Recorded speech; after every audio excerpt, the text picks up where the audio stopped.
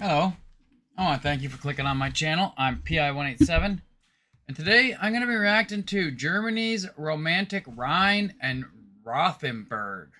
I'm not 100% sure what this is. I'm pretty sure it has to do with castles, because that's what I was looking for, but I guess I'll find out when I watch this, so let's see. Hi, I'm Rick Steves, exploring more of the best of Europe. This time, we're going medieval, cruising river gorges steeped in legend, and climbing castles in the most romantic corners. Okay, that's what I wanted, castles. I've seen this one, I'm pretty sure, on a video of, like, top 10 castles in Germany. This was one of them, I believe. Very small one in the middle of the water, really cool. Of Germany.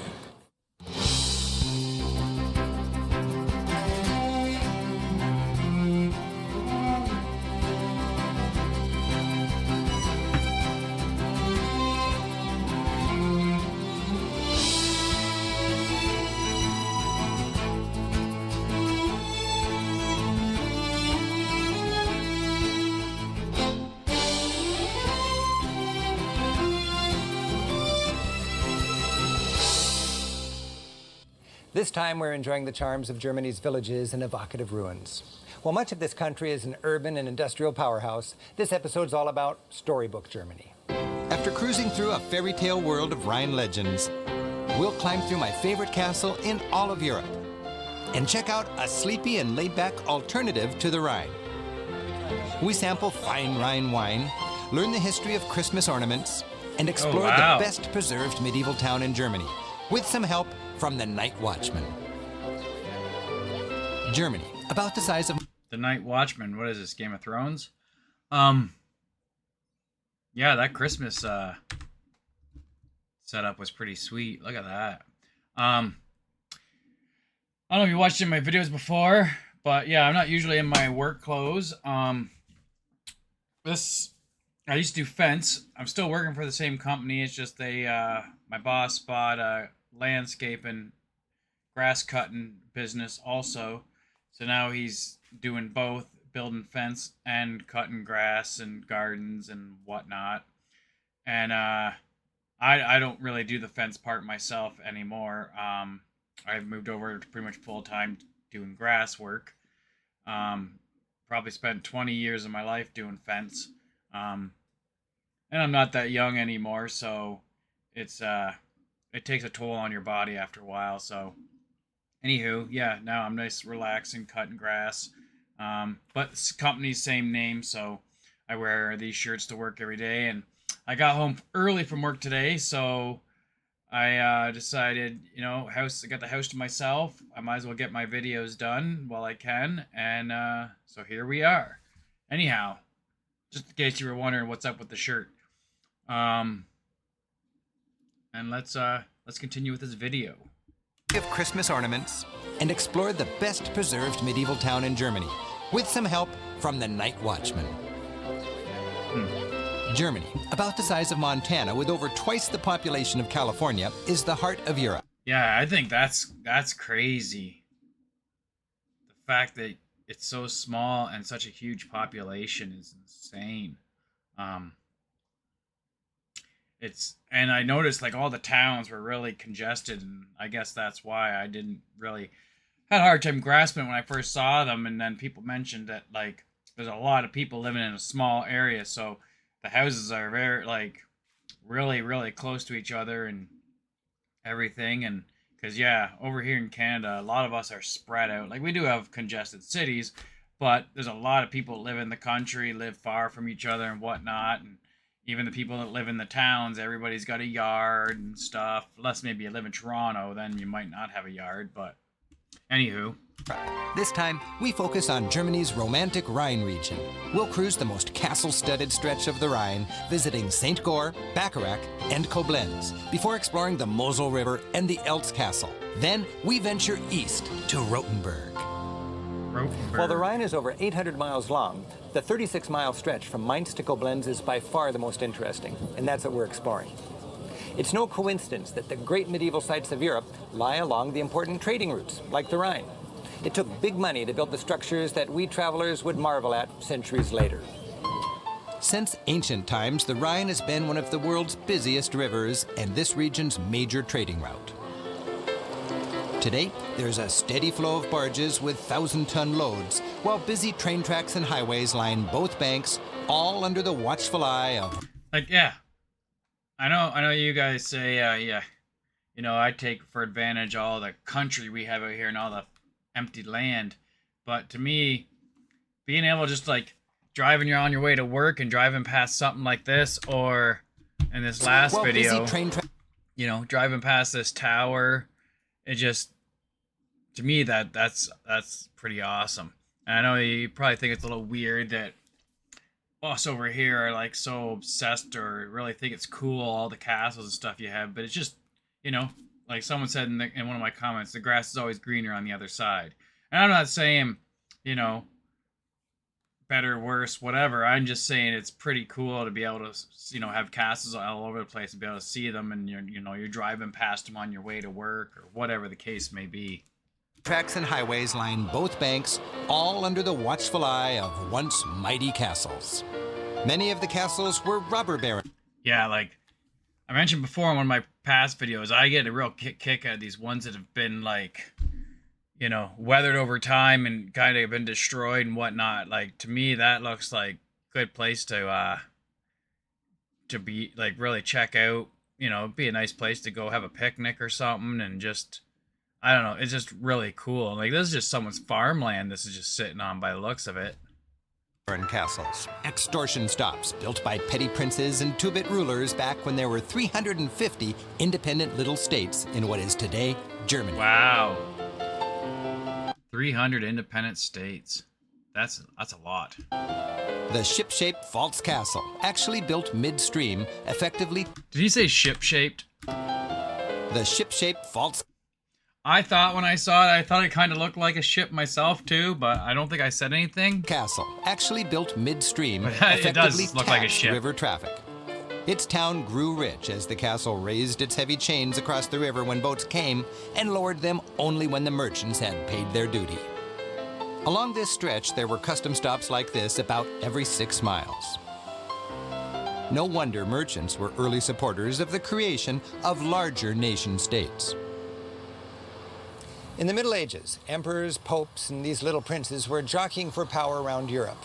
In Germany, the emperors controlled the princes. But in the 11th century, the Pope established his power over the emperor. This allowed the little German princes to go wild and build all these castles. That's why most of the castles along the Rhine date from this era. A couple hundred years later, as the emperor began reasserting his control over the princes, these castles saw action. While the castles survived these battles, most were destroyed later by the French because they feared a strong Germany, and they felt the Rhine was the logical border between the two countries. In the Romantic Age, the late 1800s, medieval things were in vogue, and many of the ruins were rebuilt. Today, the Rhine castles are enjoyed as restaurants, hotels, hostels, and museums. Yeah, those are pretty nice.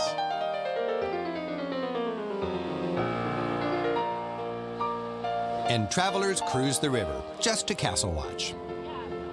Tour boats come and go. I would definitely be going on that tour if I come over there just to castle about watch. hourly. Various lines each have their own docks and advertise their own schedules. Buying tickets from a kiosk before boarding, tourists can put together their own hop-on and hop-off tours of this most romantic stretch of the Rhine.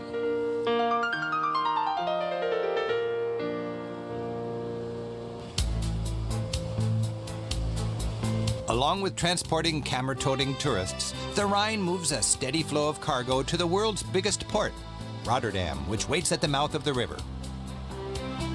Barge workers are almost a subculture. Many own their own ships. The captain and his family live in the stern, car parked on the rooftop. The crew lives in the bow. Logically, imports like oil go upstream and exports like German manufactured goods go downstream. The powerful Rhine has long been treacherous to navigate. Boats generally pass on the right. Since downstream ships can't stop or maneuver as freely, upstream boats are expected to do the tricky do-si-do work. Large triangular signals posted before troublesome blind bends in the river warn of oncoming ships. Each triangle covers a segment of the bend, the lowest triangle being the nearest. They warn of approaching ships. If the bottom side of a triangle is lit, that sector is empty. But if the left side is lit, there's an oncoming ship in that sector. Oh, that's The cool. most dangerous bend in the river swings Good around idea. a rocky bluff called the Lorelei. Because of reefs just upstream, many ships never made it safely past the Lorelei, and the rocky cliff remains steeped in myth. Sailors blamed their misfortune on a Fräulein so wunderbar, her long blonde hair almost covered her body. This legendary siren flirted and sang her distracting songs from this rock.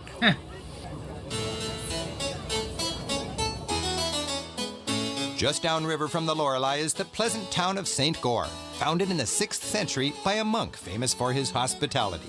According to legend, early sailors would stop here for a rest and a prayer of thanks after surviving the seductive and treacherous Lorelei.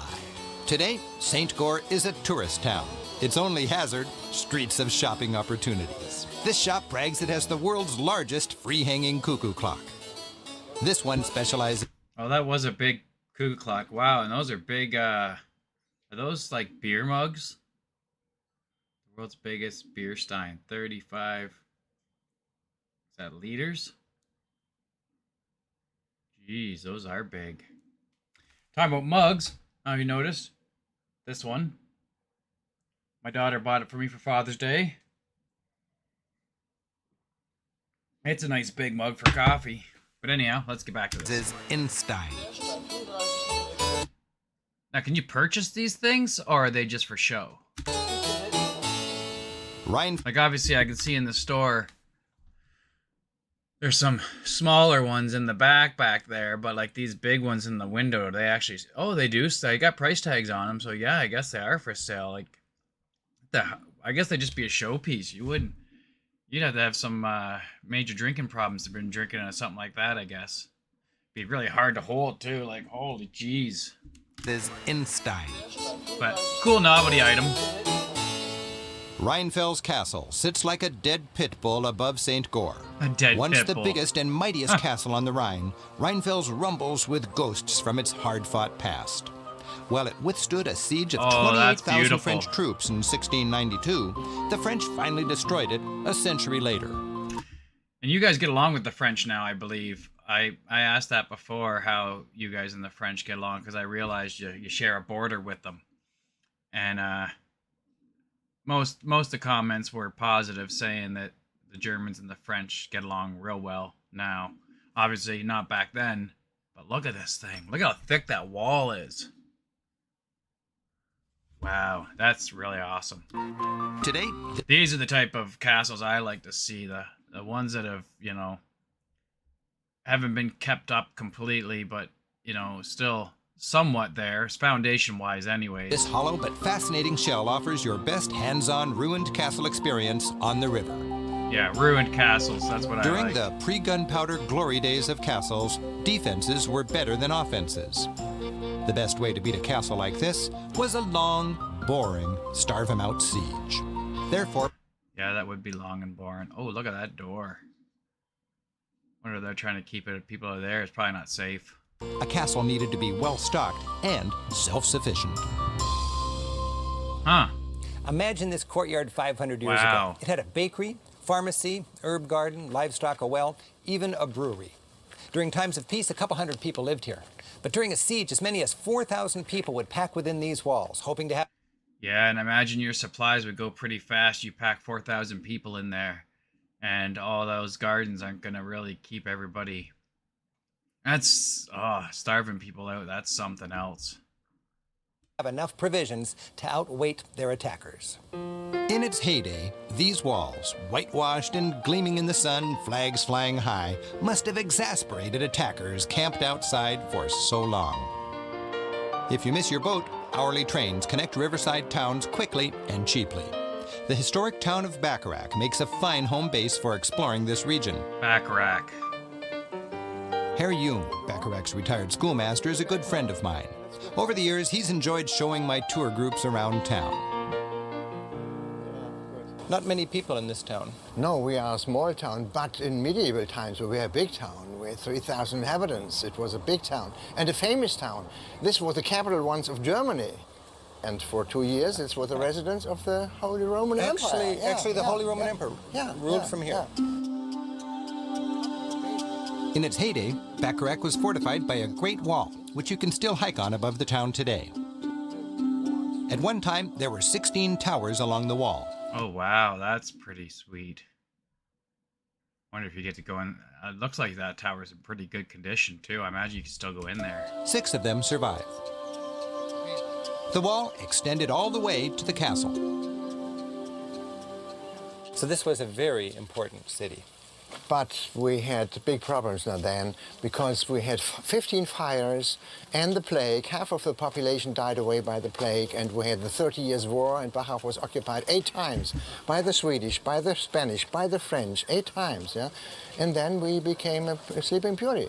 From 1650 till to 1850, for 200 years. 200 years, nothing changed. Wow, look at all those wineries. Then, in the mid-19th century, things changed. Romantic artists and writers were charmed by the Rhineland's mix of past glory, rustic poverty, and rich legend. They discovered this area, putting it on the Grand Tour map as the Romantic Rhine. Victor Hugo stood here and wrote of Bacharach's ivy-covered ruined chapel. A magnificent skeleton puts its silhouette against the sky. And the Romantics reported on the region's wonderful wine, which had been popular since ancient Roman times. Like other towns along the river, Bacharach has a long tradition of vintners making wine and offering their label to the thirsty public. The Heidrich family has made wine here for generations. Marcus and Suzanne share the fruits of their labor in the family cellar.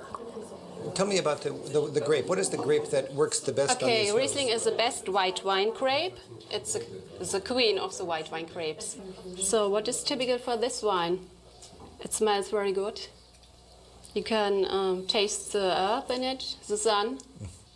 It's something special. Yeah. You like it? I like it. I do. Sure? Well, let me try another, a little more. Today, the Rhine's castles earn their keep not by locking people out, but by welcoming them in. Bacharach's castle has become one of Germany's top hostels, with plenty of beds and a warm welcome. The simple dorm rooms, whether for individuals or families, are a godsend for budget travel. Many come with the original medieval view. And here, the kids take the castle ambience to heart. Hostelers cap their sightseeing day here on the terrace, watching over river traffic with new friends from around the world while enjoying the cheapest accommodations on the Rhine. That's good travel. The mighty Rhine is joined by the Mosel River at Koblenz. The city's name comes from the Latin word for confluence, a reminder of the region's Roman past. This point where the two rivers meet, the Deutsche Eck, or German corner, is the tourists' jumping-off point for exploring the dreamy Mosel.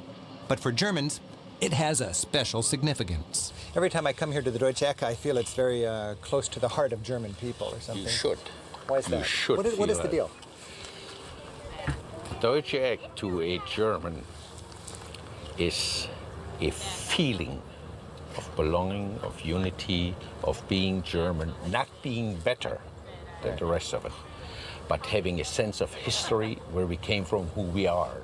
This spot here, this corner, this monument, the Mosel, the Rhine River, it is really the heart and soul of Germany, of being a German. So this is really like what would it be in American, sort of a rallying cry, the Alamo. That is exactly it. You couldn't have put it better. This is the German Alamo. Now this guy here, Kaiser Wilhelm.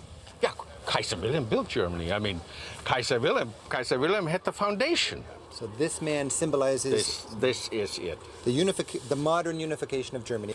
He did it. He held it. The Thomas Jefferson of modern Germany. Amen. Wow. The Mosel moseys 300 miles from its source in France, where it's called the Moselle.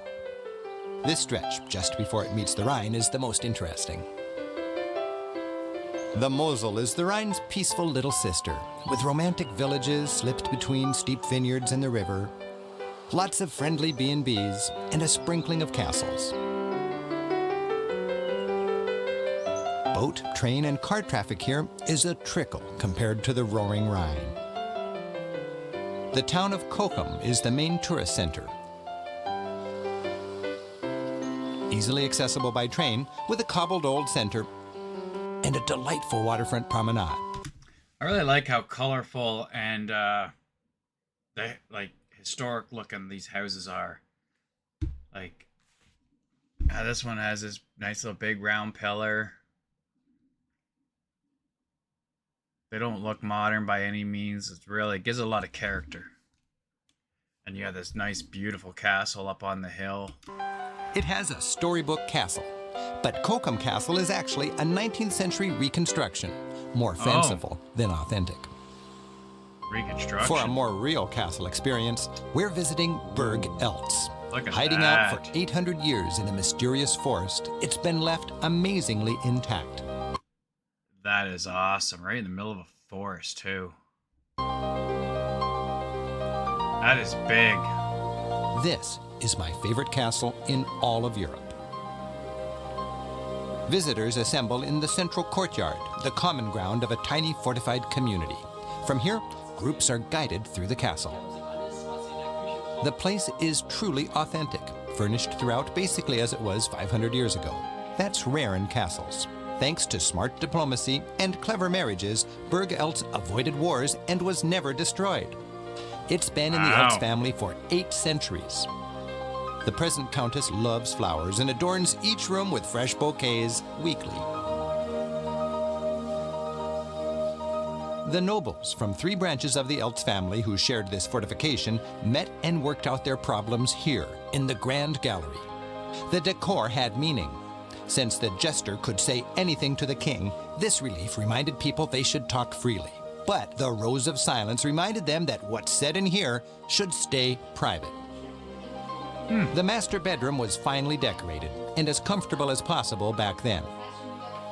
It came with a toilet, one of 20 in the castle, each flushed occasionally by rainwater. This bed is about 500 years old. It's built high because hot air rises. The canopy is romantic now, but back then it was practical. It kept the heat in and the bugs out. The castle's 500-year-old wall. Well, that makes sense, yeah. Nobody wants to sleep and have to deal with mosquitoes or flies and everything. And yeah, I imagine it would be kind of cold in certain times of the year, so I guess having your bed risen makes sense. For the winter months anyways. The summer months I wouldn't imagine you really need that. But then that's when the bugs are going to get you, so it's going to be, and to keep the heat in like they said, so it'd be good year round, I guess. Wall paintings help you imagine who lived here. In the bedroom, the theme, a festival of phallic and fertility symbols, hints at a playful and lusty world. Burg Eltz has a lacy little Gothic chapel. The paintings and stained glass are also 500 years old. The chapel was on a lower floor. Because it was disrespectful to live above the house of God, the chapel juts out, cleverly filling a bay window. All these castles are remnants of Europe's feudal system. Feudalism was the social structure that came out of the chaos and fragmentation that followed the fall of Rome. The feudal system was based on a series of agreements between a hierarchy of landlords. Basically, a big landlord granted land to a less powerful guy in return for service and loyalty. To put it into feudal terms, a lord granted a fief, that's land, to a vassal, that's a less powerful lord, in return for fealty or loyalty. From the king on down, one man's vassal was another man's lord. The feudal hierarchy, all these layers of lords, rested upon the backs of the landless peasant or serf. And the serfs who surrounded these castles had no real options in life but to work the land in return for protection and enough food to survive. As on the Rhine, towns on the Mosel, like Beilstein, grew up below their castles. Today, with narrow lanes and an easygoing ambience, they make ideal overnight stops. Inviting little ferries shuttle farmers, hikers, and bikers back and forth. I'm staying at Haus Lippmann, a family-run restaurant that rents out a few rooms upstairs. The traditional guests here are Germans who come year after year to enjoy the casual lifestyle, good cooking, and Mosel wine. That looks good. The creaky wooden staircase leads to 7 inexpensive yet comfy rooms. And I reserved mine with a river view. While slow trains lace together Rhine and Mosel villages, Wow, look at those vineyards.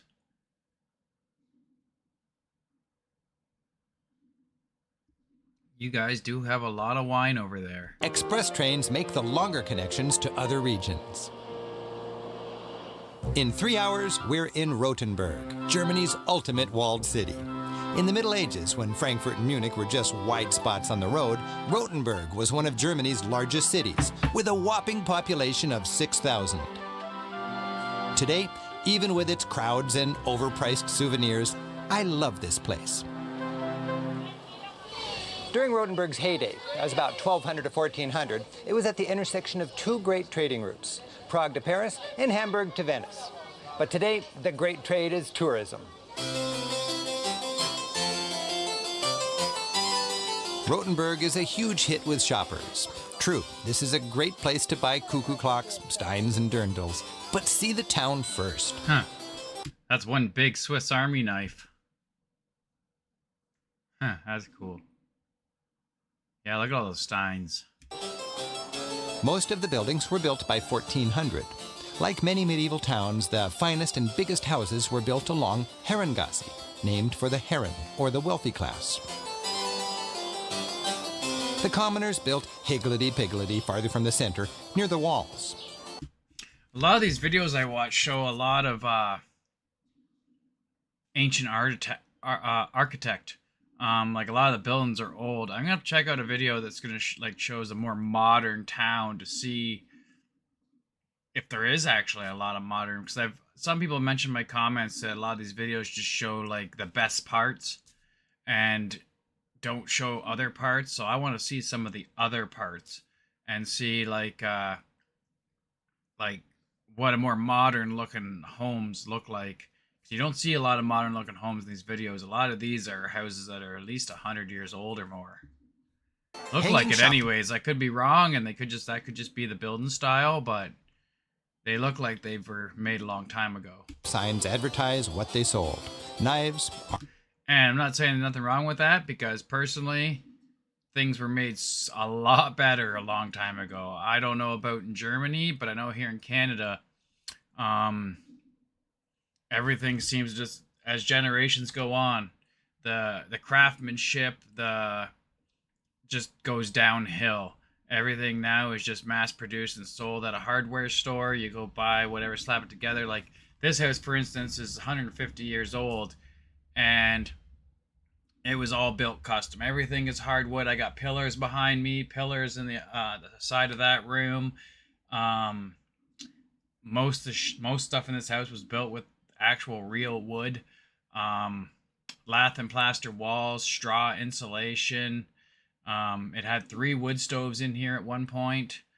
Now no wood stoves, but and I got a side porch that the wood is all designed and shaped and stuff. You wouldn't even be able to purchase that stuff anymore, and if you did, I couldn't even imagine. Like the wood on my side porch kind of looks like this stuff, but it's all wood, all made along the sides and whatnot. And if you were to buy something like that nowadays, it'd either be mass produced and bought on a shelf, or if you had someone come in and make it all custom like mine is, I wouldn't even want to imagine the price tag they'd put on that. But when they made stuff back in the day, they made it to last. Like everything in here is hardwood. Even the 2x4s in my walls are actually 2 inches by 4 inches of hardwood, not pine, not spruce. Like it's built to last basically. And a lot of stuff now they just made of plastic or press board just cheaply. But I don't know. Let's see how like I want to find a video at some point of like a more modern town to see if how close it is to like what we do over here, because a lot of like a lot of things have been modernized over here. Like it's not a very old country to begin with over here, so anything like there is historical looking buildings and whatnot, but there's a lot of new ones too. Armor, bread, whatever. Rothenburg's wall, with its beefy fortifications and intimidating gates, is about a mile around and provides great views and a good orientation. Rotortor is the only tower you can actually climb.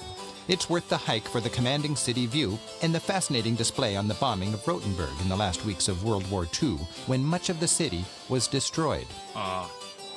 Whoa, let me go back and take a look at that. Of World War II, when much of the city was... Wow. Yeah, most of those roofs are gone. They must probably obviously burnt down when they got bombed. Look at it. It is pretty much destroyed. War's not good. Was destroyed. But Rothenburg's most devastating days... And that is so cool. Like how this village has a wall. All these towers just right around it. I'm sure people who live there might think, oh, it's a pain in the butt or whatever, but that is still pretty cool. Were 400 years ago, during the 30 Years' War.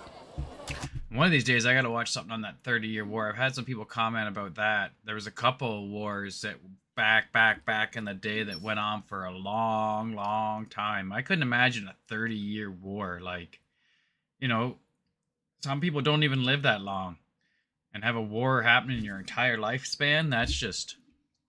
In the 1600s, the especially, like, I mean, like, if there's a war going on for 30 years, there's a good chance you're not going to live to see your whole... You're not going to live to be 80. Catholic and Protestant armies were fighting all across Europe. The Catholic army took the Protestant town of Rothenburg. And as was customary, they planned to execute the town leaders and pillage and plunder the place. But the Catholic general had an idea. He said, hey, if somebody in this town can drink a 3-liter tankard filled with wine in one gulp, I'll spare the city. Well, that sounds like a good deal. Hopefully they found someone that could do it. What's he going to say? According to legend, Rothenburg's retired mayor Neusch said, I can do that. Well, let's hope he did that, or his life probably ended right there. Mayor Neusch drank the whole thing, the town was saved, and the mayor slept for 3 days. And today, tourists gather on the town square several times daily for a less than thrilling reenactment of that legendary chug. Nice story, but in actuality, the town was occupied and ransacked several times during that 30 years of war. And when peace finally came, Rothenburg was never again a major player. It slumbered peacefully until rediscovered in the 19th century by those same romantics who put the Rhine on the Grand Tour map. They came here to paint and write about the best preserved medieval town in Germany. Shops are filled with etchings and prints inspired by this 19th century romantic take on the town. And Rothenburg is lined with other shopping opportunities. Tourists flock to the Katie Wolfart. I was gonna say, with all these shops, they probably just bring in the money from the tourists. That's a nice looking vehicle right there, isn't it? That's an antique. Christmas Village, a phenomenon requiring a special electrical hook. Was that truck? Oh, did I go back way too far? I did. Jesus, what happened there? Or did I? Oh, gotta find where I was at. Sorry, people.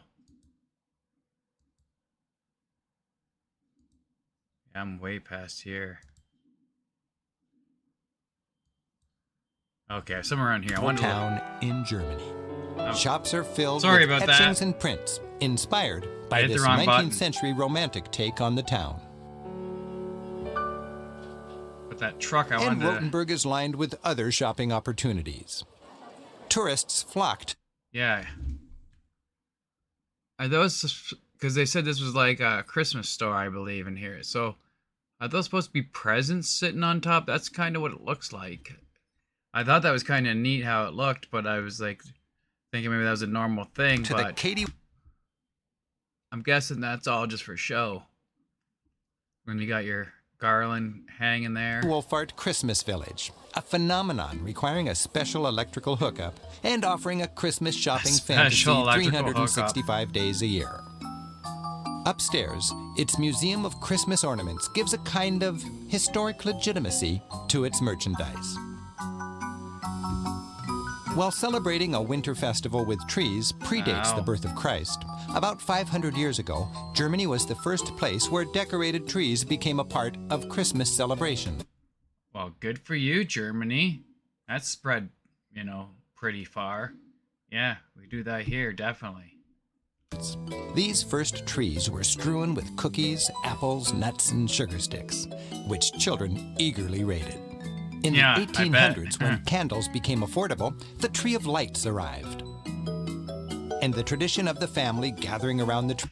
It's kind of neat how things like evolve. Like, they put candles on it to give trees light, but now we have, lights that you wrap around your trees, and now you even got trees that just have built-in lights. Like you go to the, like, for instance, let's just say Canadian Tire. I know you don't have that there, but it's a store. It's an everything store we have here in Canada. And when I mean everything, I mean basically everything. You can buy all kinds of different stuff, minus like furniture. You can buy outside furniture and whatnot, but you ain't gonna buy couches or beds there. But besides that, and very little clothing. But there is some clothing, mainly work clothing. But they have like hunting, fishing, stuff for your vehicle, stuff for your house, stuff for your kitchen, stuff for your yard, pretty much stuff for everything. And so it's kind of like a smaller version of Walmart, I guess. I don't know if you even have a Walmart over there. But anyhow, what I was going to get at was the fact that, we went from obviously candles to, stringing lights around your trees. But now you just pop your tree up and the lights are built right into it. LED lights, and you just plug the tree in and boom, it's got lights. You don't even have to put them on or anything. It's just crazy how that stuff evolves. And like the next generation here anyways, I don't know if you have that there in Germany, but I'm sure you do, the trees with the built-in lights. But like as kids grow up with that, that's all they're gonna know, and they're gonna think, wrapping your own set of lights and having, whatever is prehistoric kind of deal. Kind of like, if you were to put candles on the tree nowadays, which would obviously be a huge fire hazard. Tree for gift giving was also established. In the early 1900s, during the Art Nouveau age, trees were draped in tinsel and ornamented with lovingly painted glass bulbs. In Germany, the land of O Tannenbaum, Christmas trees were so popular that during World War I, thousands of them were actually mailed to soldiers on the Western Front. These tiny trees, assembled right out of the postage box, were made of feathers and paper. Okay, you gotta do your shopping. But Rothenburg has two sites you absolutely must see: the Medieval Crime and Punishment Museum and the great art in this church. St. Jacob's Church, built in the 14th century, has been Lutheran since 1544. Its 12 Apostles altarpiece grabs your attention. With several large panels that swing on hinges, it's permanently left in its open festival day position. But hiding upstairs in the back of the church is the artistic highlight of Rothenburg and perhaps Germany's most wonderful wood carving, the glorious 500... I was going to say, that is one insane wood carving. That took some time and some skill. 30-year-old altar of the Holy Blood. Look at that. Tillmann Riemenschneider, this is supposedly his self-portrait, was the Michelangelo of German woodcarvers. He whittled this incredible ensemble to hold a precious rock crystal capsule, believed to contain a drop of Jesus' blood. Oh, wow. Below, in the scene of the Last Supper, Jesus gives Judas, clutching his bag of coins, a piece of bread, marking him as the traitor. Art like this gave Rothenburgers spiritual guidance. But some of the town folk needed a more... Ooh. Sorry. But that's crazy. This is one of those things where you would stick somebody in and leave them in there to show what happens if you get it a line kind of deal. That's insane. That's pretty cool that it got one there to show it off. Some of the townfolk needed a more physical form of guidance, as displayed in Rothenburg's Medieval Crime and Punishment Museum. Physical. This museum, the best of its kind, shows graphically how people were punished in the Middle Ages. Each feudal state Was that the electric chair? shows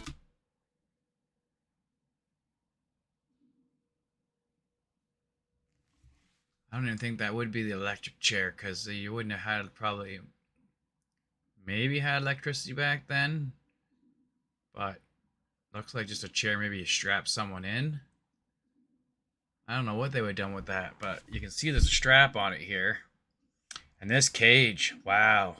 Yeah, you wouldn't want to be put inside that cage. Some of the ways people got tortured back in the day are insane. graphically how people were punished in the Middle Ages. Each feudal state thoughtfully described its cruel and unusual punishments in carefully written laws. Torture, like... Oh my. Look at this thing. Spikes all through it. But what is this? Oh. I think someone's out in front of my house. My dog's barking at them. That is crazy.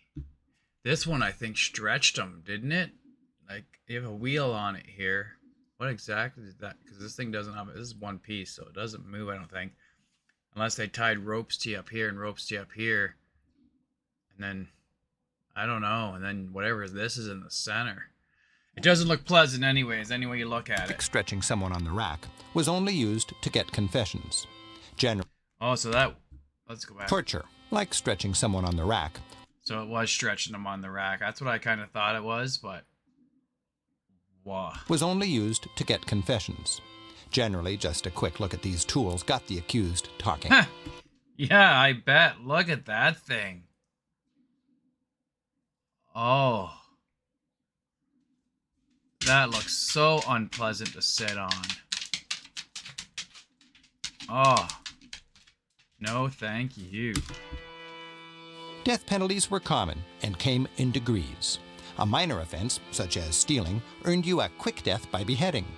More serious capital offenses, like murder with theft, earned you a slow death, like having all your bones broken under a wheel before your execution. Oh, no.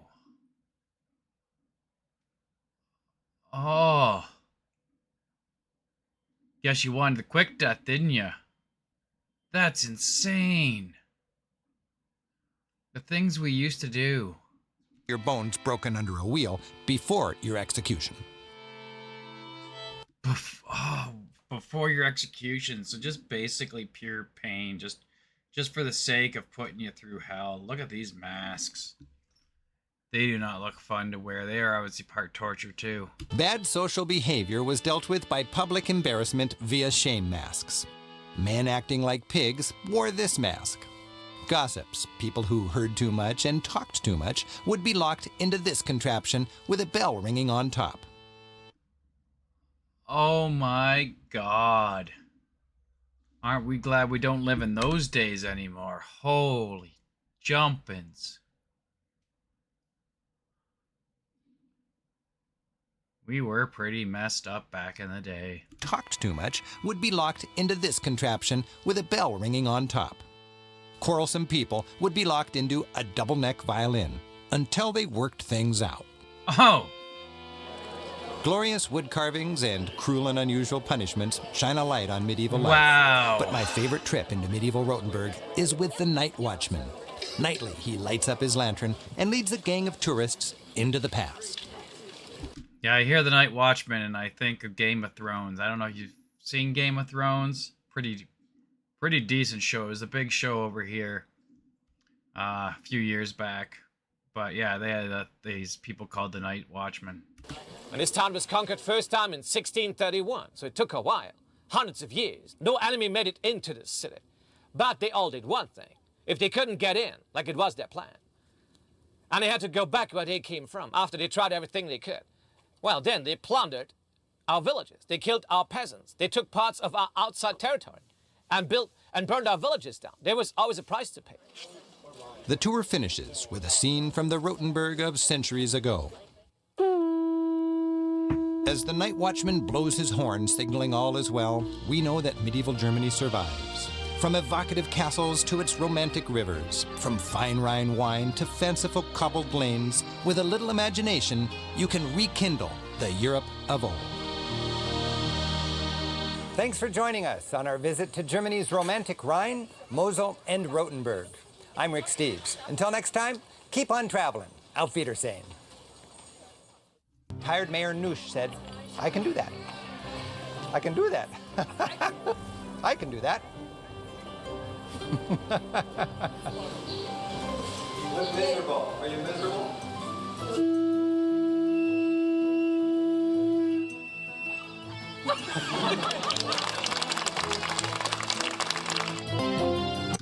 Well, that was a really good video. I'm gonna have to give that a like. Where are we? Here we are. Boom. And wow.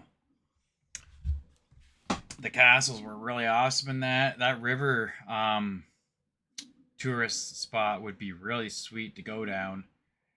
But the craziest thing were some of those at the very end, all those torture things. Like, wow, that chair with the spikes. The fact they'd roll a tire over you, break your bones before they killed you, just to make it that much more horrible. That was insane. I don't know if we ever did anything like that over here. I don't think our history goes back that far that we were doing that stuff still, but I'm not saying we weren't. I don't know, but wow. And then those masks, those shame masks, that's something else. Like, I couldn't imagine, like, because, people do a lot of that stuff today. And I couldn't imagine just seeing people walking down the roads with those big metal masks on their heads because, they were gossiping too much or guy was acting like a pig or something. Now, if you act like a pig, you almost get yourself arrested. So, they've taken care of that. But, the gossiping part, yeah, they wouldn't make you wear a mask nowadays. That's just, people do stuff like that. But that's crazy. A really, really good video. They did a really good job on that. If you want to, I'll leave a link down below if you want to go give them a like. But anyhow, yeah, I enjoyed that. I enjoyed the older castles looking. Didn't have any like the newer. I like the one that they went and they had a tour into where they said everything's original because the family basically never went to war with anybody. That was pretty sweet because then everything stayed the same and they didn't have to remake it. It's all original. Like, that's awesome. That would be a really neat castle to go through and see. And like I said, I like to go see some of the other ones that have been destroyed and whatnot and are just like foundation wise. And I don't know. I just find that old stuff so cool. But anyhow, I want to thank you for watching this video. I hope you check out one of my other videos. And you guys have yourselves a wonderful day. All right. Bye for now.